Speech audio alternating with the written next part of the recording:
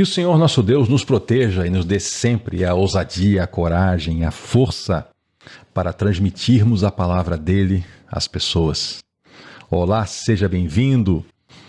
Esse aqui é o canal Estudamos a Bíblia. Estamos agora seguindo o nosso estudo de Atos dos Apóstolos.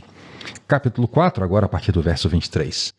No começo desse capítulo, vídeo anterior, nós vimos que Pedro e João foram presos e foram ameaçados para que não falassem a verdade, para que não falassem de Jesus, para que não falassem que foi no nome de Jesus que aquele homem paralítico foi curado.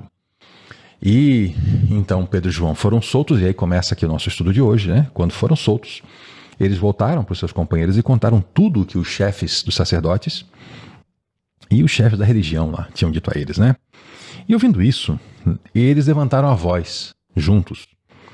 E aqui, quando a gente lê isso, né, dá a impressão talvez, todo mundo orou ao mesmo tempo, a mesma oração. Muito provavelmente tinha uma pessoa puxando a oração e os outros concordando. Ó soberano, tu fizeste os céus, e a terra e o mar e tudo que neles há. Eles começam orando, declarando que Deus é soberano, ou seja, ele tem autoridade total, ele tem poder total, ele exerce como ele quer, e ele é o criador de toda a existência, ele é o único Deus. Tu falaste pelo Espírito Santo por boca do teu servo, o nosso pai Davi.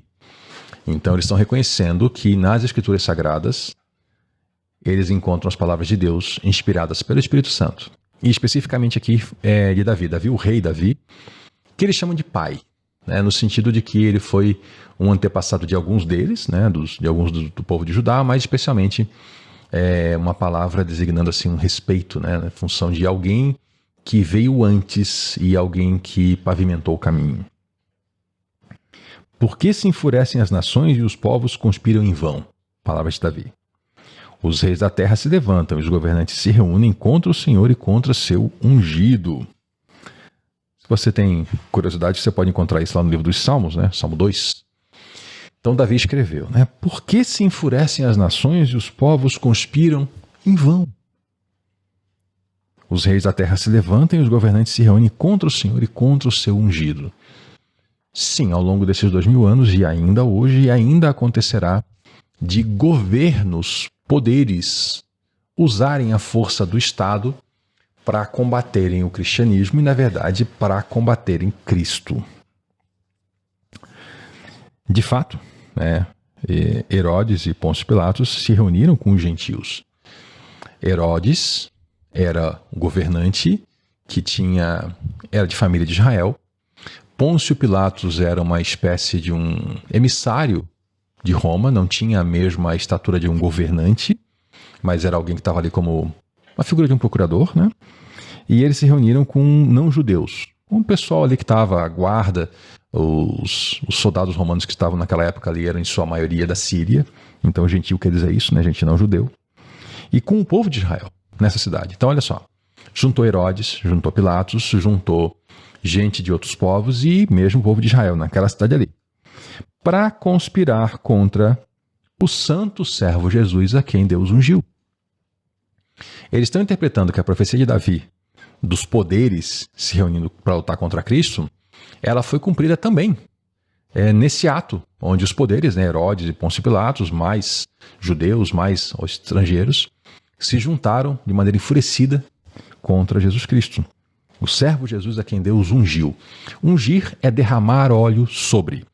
É uma coisa que se fazia muito no Antigo Testamento para designar alguém com uma função especial. Rei, profeta, general.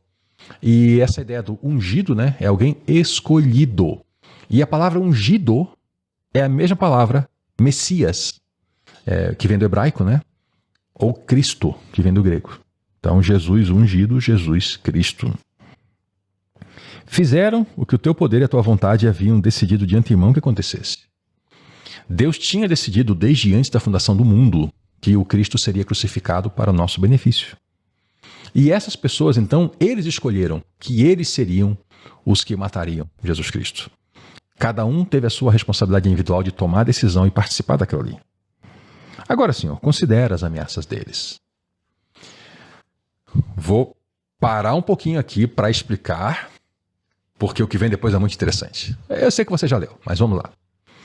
Eles estão aqui orando, eles fazem um louvor a Deus, soberano Senhor, Criador do céu, da terra e tudo que há.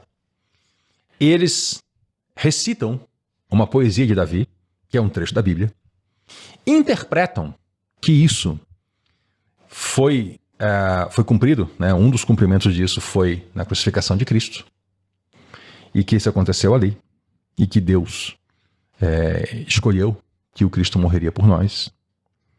E aí eles falam assim: Senhor, considera as ameaças deles. E essa aqui é uma oração que ela é bem cristã, ela é bem dentro do Espírito de Cristo. Porque eles não pedem a cabeça dos inimigos. O que eles fazem aqui é muito especial.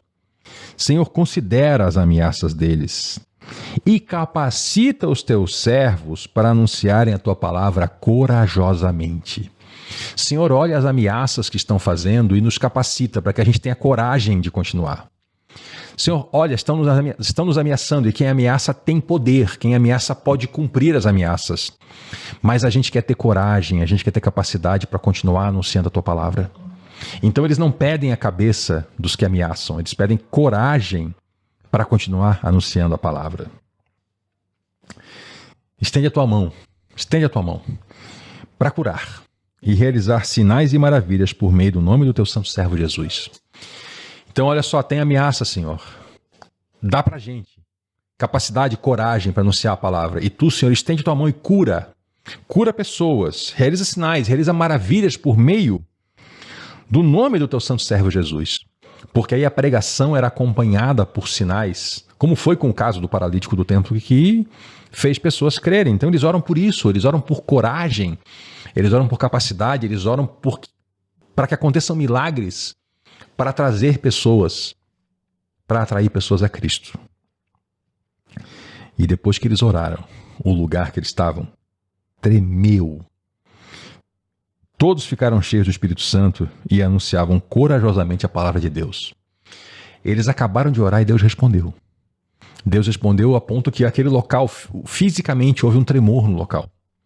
E eles ficaram cheios do Espírito Santo. Eles já eram cheios e ficaram de novo. Eu já expliquei. Nós pensamos em cheio como algo que não cabe mais nada. Mas aqui, na expressão em grego que é usada, é um fortalecimento imenso. E eles foram novamente fortalecidos. E imediatamente receberam aquilo que pediram. Eles pediram coragem para anunciar a palavra de Deus. Se você quer fazer uma oração que você quer que a sua oração seja bíblica, você quer orar assim: eu queria orar que nem o povo da Bíblia. Pede capacitação, pede coragem para anunciar o evangelho. Pede as duas coisas. O Senhor vai te atender. É a palavra dele. É a palavra dele. Aí então, dessa multidão dos que creram, tinha uma mente e um coração. Eles estavam unidos. Muita gente creu. E essas pessoas, nós já sabemos aqui que já eram em torno de 5.000, eles estavam com uma mentalidade e um coração. Ou seja, uma forma de pensar e uma forma de sentir. Ninguém considerava unicamente sua qualquer coisa que possuísse, mas compartilhavam tudo que tinham. E com grande poder os apóstolos continuavam a testemunhar da ressurreição do Senhor Jesus. Eles continuavam testemunhando da ressurreição. E faziam isso com grande poder, por capacitação do Espírito Santo. E grandiosa graça estava sobre eles. Graça, favor não merecido de Deus. Um favor imenso de Deus estava sobre eles, capacitando eles, dando forças.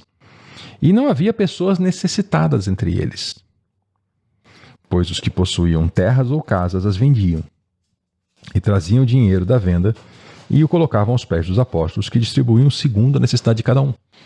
Por isso que não tinha necessitado, porque as pessoas voluntariamente vinham e quando viam necessitados elas vendiam alguma coisa e entregavam para os apóstolos. Essa expressão aqui, aos pés dos apóstolos, tá? É uma expressão idiomática. Isso quer dizer que não é literal, tá? Não é colocar no pé da pessoa. Inclusive essa prática aí que às vezes tem, parece que é meio estranho, né? A pessoa está pregando e alguém vem e joga dinheiro no pé da pessoa. Não é isso aqui não, tá? É a expressão grega, colocar aos pés dos apóstolos, é o equivalente nosso a dizer assim, ó, eles vendiam e pegavam o dinheiro e colocavam nas mãos dos apóstolos. É para dizer que ficavam sob o controle dos apóstolos. E aí os apóstolos faziam a distribuição para quem precisava, tá? Então era uma forma espontânea Era uma forma voluntária. Você não lê em lugar nenhum do texto bíblico todo, que alguém era coagido ou mesmo forçado a fazer isso, ou mesmo que dissessem assim, ó, para entrar nesse grupo tem que fazer isso. Você faz o que você quiser, mas para andar com a gente tem que fazer. Não tinha isso. Isso era uma questão voluntária das pessoas, tá? Voluntária. E tinha um homem chamado José, que ele era um levita. Levita eram pessoas que vinham da tribo de Levi, descendentes daquele homem chamado Levi, que era filho de Israel. E aqui eu já falei isso anteriormente, mas vou falar de novo, tá? Larga essa bobeira de chamar músico de igreja de levita. Não é, gente. Levita é uma família, tá? Os levitas são uma família. Músico de igreja é músico de igreja. Para começar, para um músico de igreja ser levita, ele tinha que ser do povo de Israel e tinha que ser da tribo de Levi ainda. Então, levita não é músico, tá? E outra coisa, no tempo do Antigo Testamento, levita até tinha músico, mas a maior parte do serviço deles era carregar carga. Olha lá a organização que Moisés estabeleceu no deserto, o que os levitas faziam? Basicamente carregavam carga. Então, vamos deixar essa bobeira, levita é levita, músico é músico, tá?